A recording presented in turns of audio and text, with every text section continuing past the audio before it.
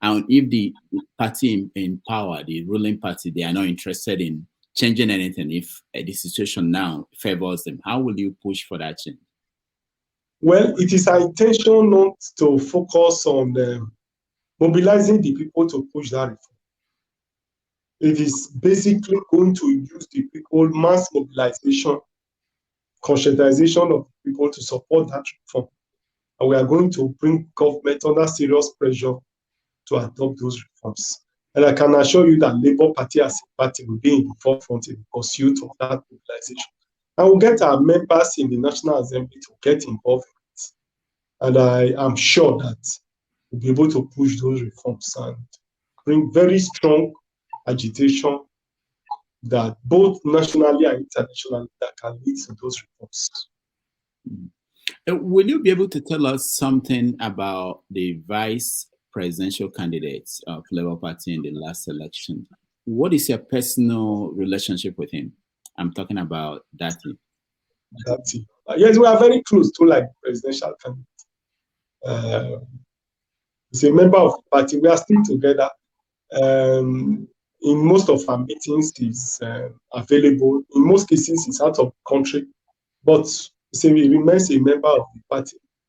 He has remained committed to the activities of the party. And we are very, very proud of him. We had a member of the, a supporter of the Labour Party on the show one time, and he said if there were a switch and Datti was the candidate for president and Peter Obi was the vice presidential candidate, that the outcome would have been different. And one of the things he pointed out was the reaction after the election, that because of the nature of Peter Obi, the path he chose would have been different from the path that Datti would have taken. What is your take on that? Well, that may be, I do not agree that if they were, if Datti was the presidential candidate, obviously, if Datti was the presidential candidate, we wouldn't have been able to create the movement, the following that gave rise to the results that we have in the first instance. So the analysis doesn't correlate. The analysis doesn't follow because a lot of people joined the Labour Party because of the personality of Peter Obi. Apparently because of his character, because of his performance, because of his behavior, people saw him as a leader and therefore wanted him to be. Datti is not on that same pedestal. Datti doesn't have that kind of followership that has the capacity to change the political trajectory that we have before.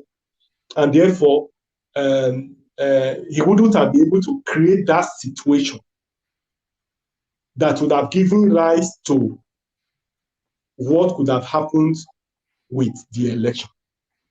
But after the election and the outcome of the election, if it was Datti, probably the country would have been divided and in a big fight. A lot of people would have died by now. So, but they are all, it's a matter that is open. Every folks have their perception, have their views. But I think that having a peaceful country, and we are still available in the country, still being alive, to be able to agitate for reform, put government on the spot, and continue to agitate for a better country, I think it is better. We are already here. We are here talking about the 2027 election. If the country was at war, there was crisis in the country, we won't be here talking about the 2027 election. So, however we look at it, I think that we've done very well. Datti and PO were a very good combination. Is that creating a kind of tension between them? No, there's no tension. Okay. I can without allowing you to answer that question, there's no tension at all. They work together and they are together. The last press conference done by PO, that thing was available in that press conference and made his input to that press conference. So we are all together. Thank you. Thank you. We're going to bring in our audience to share in this opportunity. If I can have a break for 5 minutes, I would appreciate it. All right. We will take a break.